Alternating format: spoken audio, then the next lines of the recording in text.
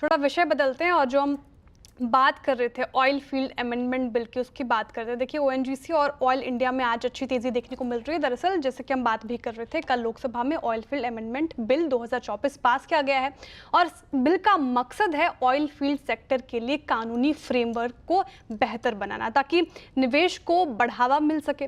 और इस बिल की खास चर्चा के लिए दिल्ली से मेरे सहयोगी लक्ष्मण रॉय जुड़ गए हैं। लक्ष्मण जी, बताइए क्या है इस बिल में बड़ी जानकारी? देखिए, इस जो बिल अब एक्ट का रूप ले लिया है, उसकी इस खासियत जानने से पहले बता दूं कि इसकी ज़रूरत आखिर क्यों पड़ी। दरअसल कई सारे ऑयल फील्ड हैं जहां पे एक्सप्लोरेशन की गुंजाइश है, लेकिन नए निवेशक नहीं आ रहे हैं।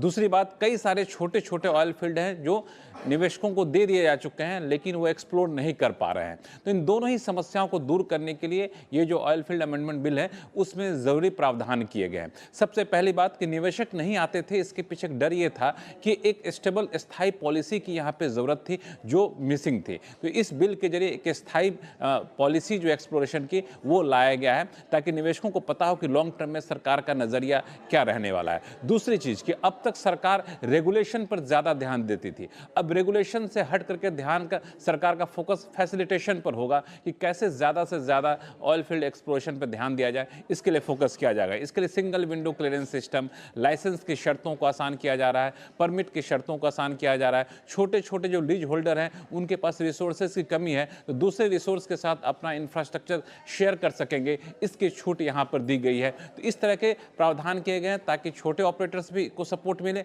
बड़े निवेशक हैं वो भी यहाँ पर आ सके। और इन सब के लिए एक और चीज़, जो ग्रीन हाइड्रोजन पर काफ़ी फोकस है सरकार का, तो इसके लिए कार्बन कैप्चर करने की नई तकनीक को बढ़ावा दिया जाए, इसके बिल में प्रावधान किया गया है। बिल के नियमों की अनदेखी ना हो, कानून का पालन हो, इसके लिए पेनल्टी को 25 लाख से बढ़ाकर 10 लाख रुपए प्रतिदिन किया गया है, ताकि इसका कोई दुरुपयोग ना करे। लेकिन कुल मिलाकर तो ऑयल फील्ड के एक्सप्लोरेशन पर काफ़ी ज़्यादा फोकस देने वाला यह बिल है, ताकि नए निवेशक बड़ी संख्या में आ सकें।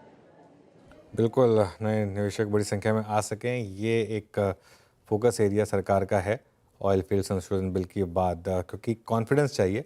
ऑयल फील्ड इतनी टफ फील्ड में अगर आपको इन्वेस्टमेंट करना है तो निफ्टी है डे लो 22,400 के अब हम नीचे आए, तो वो 22,400 वाला जो जोन था उसको तोड़कर 22,403 अब तक का इंटरडे लो था, अब 22,398 वो लो हो गया। और आप देखते हैं जो lower end of the range थी 22,365 के आसपास, अब वो बचेगी, यानी हायर एंड पे तो क्लियरली हमने यहाँ पर रिजेक्शन दिखाया। चलिए थोड़ा आगे बढ़ते हैं। बाजार में गिरावट से निवेशकों का भरोसा हिला है, लेकिन गिरावट से निवेशकों को घबराने की ज़रूरत नहीं है। एडलवाइस की रिपोर्ट के मुताबिक करेक्शन के बाद बाजार में अच्छी तेज़ी देखने को मिल सकती है। एडलवाइस की इस भारतीय मार्केट पर पूरी रिपोर्ट को लेकर मिताली जुड़ी है। मिताली, गुड आफ्टरनून, बताइए। Good afternoon. तो रिपोर्ट के अनुसार पिछले 10 सालों में 10 बड़े करेक्शंस मार्केट ने देखे हैं, लेकिन इंटरेस्टिंग फैक्ट यहाँ पे ये है कि जैसे करेक्शन रुकता है, उसके आगे आने वाले एक साल में ज़बरदस्त ग्रोथ इंडियन स्टॉक मार्केट अपने निवेशकों को देता हुआ आया है।